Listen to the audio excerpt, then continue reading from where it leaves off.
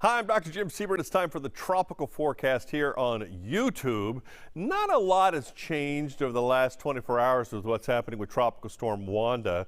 It's been drifting a little bit more to the south and will soon take a turn and start heading to the north and to the east, and we'll probably pick up some momentum.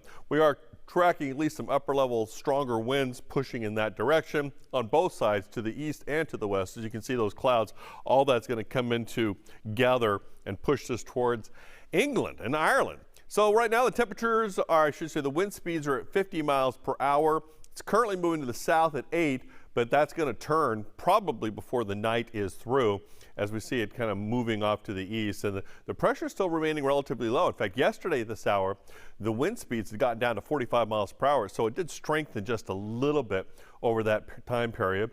By Sunday, still holding on to its tropical storm characteristics with winds at 60 miles per hour. Then it weakens quickly as it heads towards, now looks going to be like a little closer to Scotland.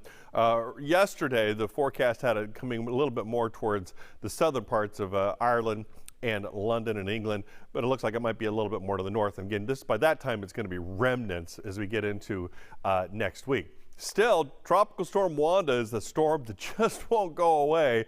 Been meandering out there in the Atlantic for several days. Let's check out the rest of the tropical area for the Atlantic. Now, as you can see, don't see a lot of cloud cover, but you see some clouds now. Everything's kind of reversed as we move into our winter time, with the upper level winds now making onshore into Africa.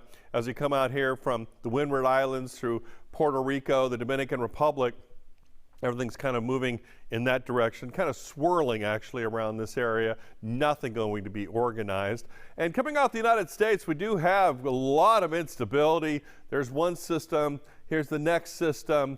But at this point anyway, with the upper level winds being very strong, where nothing at like the end of a front is going to really be able to have any time to organize or to start to swirl, because the upper level winds just sort of blow everything away. Everything's really quiet in the Gulf of Mexico as well. As you look at those upper level winds, now again, we're getting into our winter type of scenario with the upper level winds coming right out of the north. That's a cold, chilly air, a cool air coming out of the west, and then they combine right around the east coast, and then that's what's going to be blowing eventually into Wanda as it gains more strength. And you put all that together, though, especially like in the Gulf of Mexico, this is water vapor imagery.